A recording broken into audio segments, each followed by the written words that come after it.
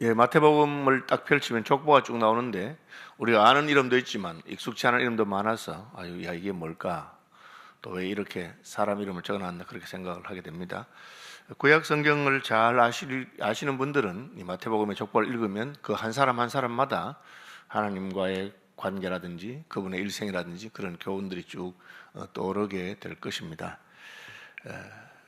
잘 모르면 이제 중요한 부분들만 살펴보면 되는데 이 마태복음 족보가 읽으면서 그 한 사람마다 그의 생애와 하나님과의 관련성과 그런 게 잘 떠오를 만큼 그렇게 구약을 열심히 보시면 그분은 성경 많이 보신 것이고 아마 그런 것을 목표로 해서 성경 말씀 보시면 좋겠습니다.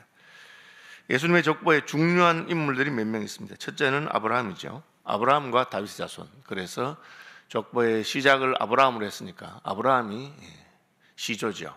예수님의 족보의 시조입니다. 우리가 무슨 족보를 말할 때 시조가 누구냐 하는 것하고 이 성경에서 예수님의 족보의 시조가 누구냐는 약간 관점은 다릅니다. 어떻게 다르냐 하면 좋은 시조 밑에 얼마나 또 훌륭한 후손들이 많이 났느냐 뭐 족보는 그렇게 보는 겁니다. 한 할아버지 밑에서 얼마나 많은 인물들이 났고 그 인물들이 우리 가문이고 같은 조상의 후예다 뭐 그렇게 일반 족보는 말하는데 성경의 족보는 거꾸로 예수님에 대한 것이 이미 하나님이 계획하신 것입니다. 메시아를 보낼 것을 계획하시고 그럼 이 메시아가 어느 가문에서 태어나야 되겠느냐? 이 메시아가 어느 민족에게서 태어나야 되겠느냐? 그것이 거꾸로 간 겁니다. 하나님께서. 앞으로 메시아를 보내야 되는데 그 메시아의 조상으로 내가 누구를 선택할 것인가? 그래서 하나님의 선택을 받은 아브라함입니다. 아브라함이 그의 믿음을 통해서 하나님께서 아브라함을 인정하시고 그래 내가 내 씨를 주겠다. 바울은 갈라디아서에서 그 씨가 복수가 아니고 단수로 되어 있다. 자손들 같으면 후손들 같으면 복수인데 우리나라 말은 사실은 단수와 복수 개념이 별로 없어요. 단수로 복수를 쓰고 복수로 단수 쓰고 그냥 그렇게 합니다. 그런데 이제 우리가 영어를 배우거나 다른 나라 말을 배우면 단수 복수가 나오고 히브리어는 단수 복수만 있는 게 아니고 단수, 쌍수, 복수 그렇습니다. 단수는 1명, 쌍수는 2명, 복수는 3명 이상. 좀 더 깐깐하게 그렇게 하죠. 어쨌든 그 아브라함의 족보를 말할 때 예수님 때문에 아브라함을 선택하신 것입니다. 아브라함의 후손 중에 위대한 인물 예수님 났다 그렇게 한 게 아니고 예수님을 먼저 메시아를 보낼 것을 하나님 먼저 작정하시고 그리고 메시아를 보낼 때도 작정하시고 그러면서 어느 민족에게서 태어나야 되겠느냐? 그 히브리 민족입니다. 그 히브리 민족의 시조가 아브라함입니다. 하나님이 아브라함을 보시고 마음이 합하시고 아브라함에게 메시아를 내가 너의 후손으로 주겠다 하신 것입니다. 왜? 아브라함이 자기 아들 백세 난 독자까지 하나님의 뜻을 위해서 아낌없이 내놓았기 때문에 내가 너의 아들을 아끼지 않아 주었기 때문에 나도 나의 아들을 너를 위해 주겠다는 거죠. 그래서 성경에서 예수님 족보는 일반 족보처럼 읽으면 안 되고 거꾸로 읽는 겁니다. 예수님을 보내기 위해서 하나님이 선택한 분이 바로 아브라함이구나. 그래서 그 아브라함은 이스라엘 민족의 조상이 됩니다. 그리고 예수님을 통해서 이제 아브라함은 천하 만국의 예수 믿는 모든 이들의 믿음의 조상이 됩니다. 아브라함을 왜 택했느냐? 믿음 때문에 택했죠. 아브라함은 믿음의 사람입니다. 그는 하나님을 신뢰하는 일에 있어서 주저함이 없고 자기 목숨보다 더 귀중한 백세에 난 독자까지도 하나님께 믿고 드렸습니다. 그러니까 하나님께서도 독생자이신 예수 그리스도를 우리를 위해서 주신 것입니다. 그럼 다윗이죠. 다윗은 뭡니까? 다윗은 예수님의 가문, 다윗의 자손 예수 그리스도죠. 다윗의 자손. 그래서 예수님의 가문의 시작이고 이 가문은 왕가입니다. 이스라엘의 합법적인 왕의 가문이죠. 왜? 예수님이 왕이시기 때문에 그렇습니다. 예수님은 왕으로 통치할 분이기 때문에 다윗의 가문에서 나게 하십니다. 다윗도 믿음의 사람입니다. 그런데 다윗은 또 다른 말로 한마디로 하자면 그는 회개의 사람입니다. 인생이 별 것 없죠. 하나님께서는 다윗같이 위대한 인물도 살인하고 간통하고 뭐 그쯤 되면 그냥 인간이라고 할 수 없죠. 그런데 성경은 그것이 바로 인간인 것을 보여줍니다. 겉으로 보기에 아무리 거룩하고 아무리 깨끗하고 그래도 그 속에는 더럽고 누추한 것이 가득합니다. 하나님의 개입이 없으면 절대 인간은 스스로를 구원할 수가 없습니다. 우리는 그냥 대충 살아서 그래도 열심히 살고 수행을 하고 하면 좀 좋아지지 않겠느냐 그렇게 생각합니다. 그런데 만약 여러분이 죄를 짓지 않기 위해서 수행을 하고 거룩한 삶을 사는 노력해보면 마지막에 가서 항복하게 됩니다. 안 되는 거죠. 바울이 그렇게 고백했습니다. 오라, 나는 곤고한 사람이로다. 누가 나를 이 사망의 몸에서 건져내랴. 성철스님 같이 수행하는 종교잖아요. 성도들이 결혼도 안 하고 산속에 들어가서 육식도 안 하고 그렇게 새벽 3시 이렇게 일어나서 연불로 하루를 시작하면서 그렇게 수행하는 사람입니다. 하도 사람들이 만나러 많이 오니까 성철스님이 화가 나서 나를 만나고 싶으면 저기 불상 앞에 가서 3000배, 여러분 3000배 하면 여러 시간 걸립니다. 그쯤하면 어디 가면 다 뻗어버리고 하고 와라 뭐 그렇게. 본인도 10년 동안 장좌불하라 그래가지고 더 어깨를 바닥에 대지 않고 자는 겁니다. 앉아서 자는 겁니다. 잠은 자는데 그렇게 수행을 열심히 했는데 해보고 나니까 결론이 뭡니까? 지옥불이 내 앞에 있구나. 내가 평생을 이렇게 수도를 했는데 안 되는 거죠. 그것은 내 속에 있는 욕망이 사라지지 않고 내가 거룩해지지 않는 겁니다. 이제 그걸 깨닫는 거죠. 그것은 영으로만 되는 것이기 때문에 하나님의 영이 오셔서 나를 변화시키게 되는 거기 때문에 다윗은 뭘 보여주느냐? 인생이 저렇게 위대하고 훌륭하고 얼마나 위대한 사람입니까? 소년 시절에 골리앗을 물리쳤다. 그 영감이 있어서 수금을 켜면 귀신이 나왔어요. 악령이 떠나가는. 그리고 시편을 얼마나 많이 지었습니까? 장군이요, 음악가요, 시인이요, 그리고 통솔력이 있잖아요. 리더십이 있어. 다윗의 리더십이 탁월합니다. 아둘람 굴에 그 망한 인생들을 다 끌어모아서 갈 것 없는 인생들 600명이 다윗의 용사가 되고 그렇게 하는 위대한 인물이었는데 남도 아니고 자기가 그렇게 충성스러운 우리아라고 하는 자기 부하의 아내의 아름다움에 빠져가지고 수청을 들라하고 그걸 숨기고 싶어서 부하를 죽이고. 그러니까 이제 인생의 그 밑바닥을 딱 보여준 거죠. 하나님께서 왜 다윗이 그렇게 막장까지 갈도록 버려두셨느냐? 그게 인생이기 때문에 그렇습니다. 여러분 절대 우리 자신에 대해서 믿으면 안 됩니다. 여러분 앞에서 있는 목사도 마찬가지고. 제가 신학대학원 가니까 시험을 치는데 중간고사, 기말고사 교수님들이 감독을 해요. 그리고 우리 속으로 육군사관학교는 언어 시스템이라고 감독하지 않습니다.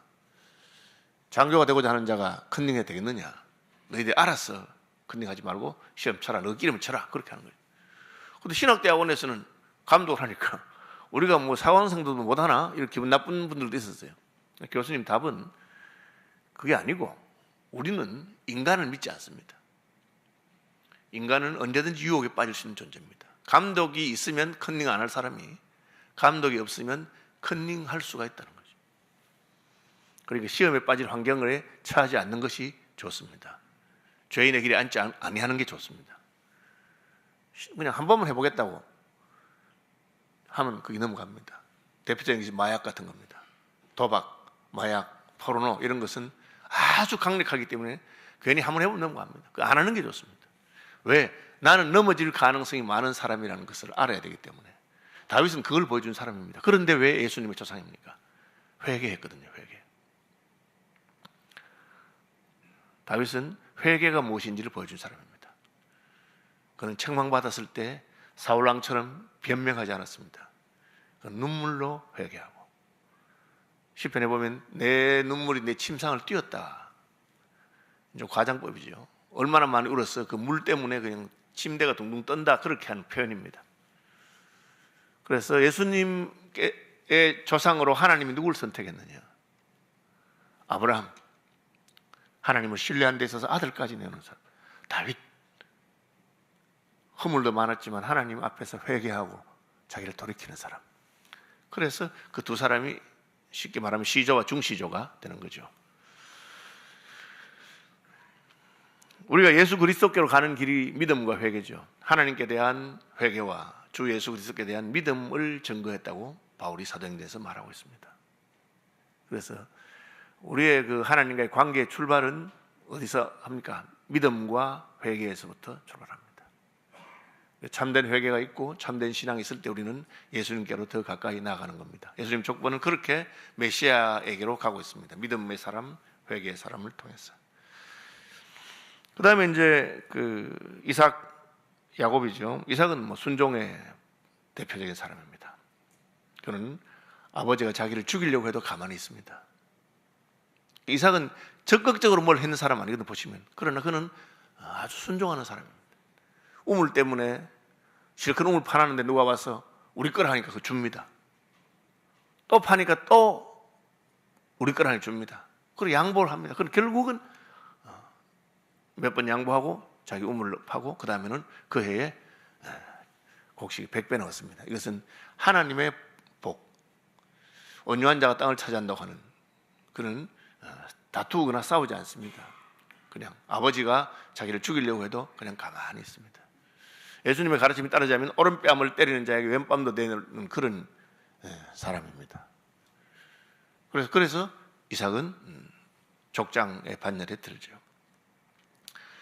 야곱은 우리가 파란만장해서 그 이야기를 그죠. 야곱은 이삭하고 비하면 정반대의 성품을 보여줍니다. 그건 자기가 원하는 건 자기가 차지해야 되는데 그러나 하나님께서 그런 인생도 연단하시죠. 자기가 아버지를 속이고 형을 속이잖아요. 그러니까 외삼촌한테 10번이나 속습니다. 품삯을 10번이나 바꿉니다. 양 오늘부터 보자. 오늘부터 양인데 양이 흰 놈도 있고 얼룩얼룩한 놈, 검은 놈 다 있는데 이제 지금부터 너는 얼룩얼룩한 놈은 새끼가 나면 네 새끼래라. 그러고 지금 있는 얼룩얼룩한 놈 다 가져갔습니다. 다 가져가고 그냥 흰 양, 검은 양만 남겨놓고는 앞으로 얼룩덜룩한 놈 나면 네 해라. 이 말이 됩니까? 흰 양, 검은 양만 있는데 거기서 어떻게 얼룩덜룩한 놈이 날 것 같아요? 근데 하나님이 야곱에게 지혜를 줘가지고 그냥 새끼 낳을 때 그 나뭇가지, 얼룩덜룩한 나뭇가지를 갖다 놓으니까 새끼가 얼룩덜룩한 놈이 나는 거예요. 그것도 튼실한 어미가 낳을 때는 그렇게 아주 깨가 많. 근데 야곱이 깨를 부리면 뭐합니까? 삼촌이 취소. 다음부터는 얼룩덜룩한 내가 하고 깨끗한 건 네가 해. 그럼 또 이제 야곱은 또 깨를 해서 또 합니다. 서로 다투고 결정적으로 어디 속습니까? 결혼식 자기 마음에 라헬이 마음에 들어가지고 7년을 삼촌 라헬 내 사촌 아내로 주세요 하니까 준다. 줄게. 근데 뭐 공짜는 없잖아.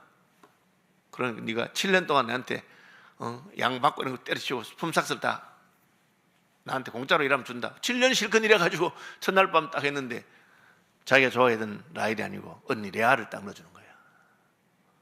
옛날에는 뭐 조명도 없고 하니까 컴컴한 데서 그냥 첫날 밤 보내고 다니까 아침 보니까 언니거든. 삼촌한테 가서 막 화를 막 내고 막 하니까 삼촌이 지침이 뚝 떼고 내가 안 준다 했나? 준다. 근데 우리 법이 언니 먼저 시집 보내야 되는데 아직 언니가 시집을 못 갔지 않냐? 그러니까 동생도 줄 테니까 7년 더 일해. 그 똑똑하고 그 염은 야곱이 그냥 삼촌한테 완전히 휘둘려가지고 14년을 그 라헬을 사랑하니까 또 순정이 있잖아요. 14년 하루같이 그렇게 해가지고 그렇게 살고. 어쨌든 이 족장들은 그 생애 하나하나가 우리의 그 자화상을 보여주는 거죠. 우리도 그런 사람입니다. 자기 딴에는 막 다 하는데 하나님께서 딱 보고 계시다가 막판에 탁. 그럼 뭘 깨닫습니까? 인생이 아무것도 아닌 거. 내 나그네 길의 인생이 아무것도 아니다. 야곱이 그 자기 생애를 마칠 무렵에 요셉이 므낫세와 에브라임을 딱 데려오는데 손을 탁 이렇게. 요셉이 아버지 그렇게 하지 마세요. 큰아들에게 오른손 얹어주세요. 여러분 자식이라도 어떤 자식의 말은 부모가 거절하기 힘듭니다. 왜? 형들이 팔아먹은 고생했던 요셉 아닙니까? 그랬는데 그 바닥에서부터 진창에서부터 올라와서 애굽의 총리가 되고 그래서 자기 가족들을 양식 다 주고 살리는 가문을 살린 아들이라. 그 에트산 라헬이 낳은 아들. 그러니까 그리고 또 나이가 많이 들었잖아요. 이미 총리가 되고. 그러면 자식이라도 부모가 마음대로 못 하거든. 그래서 아버지, 큰 놈에게 오른손 얹어 달라고. 그러니까 야곱이 말합니까? 나도 안다. 나도 안다. 요셉아, 나도 안다. 그러나 여호와께서 허락하지 않으시는구나. 야곱이 어떻겠습니까? 지가 막 장남되고 싶어서 태에서부터 막 형 다리 잡고 나오고 안 되니까 속이고 이제 깨달은 거예요. 그게 잘못한 거예요. 그게 속여서 아버지한테 축복 기도 받을 필요가 없었어요. 안 속여도 하나님이 큰 자가 작은 자를 섬기리라 태중에서 하신 말씀이기 때문에 야곱이 안 속여도 이삭이 그 큰아들 에서에게 복을 주려 했으면 하나님이 나타나서 막았을 것입니다. 하나님하고 싸워서 이길 사람이 없다는 것을 야곱은 보여주죠. 마지막에 되니까 그는 아주 온유해져서 내 나그네 길의 인생이 130년 내가 험악한 세월을 보냈는데 결국 그 결론이 뭡니까? 하나님께서 하시는 것이죠. 자식들에게도 그냥 예언하는 거예요. 하나님 열두 아들에게 다 예언하고.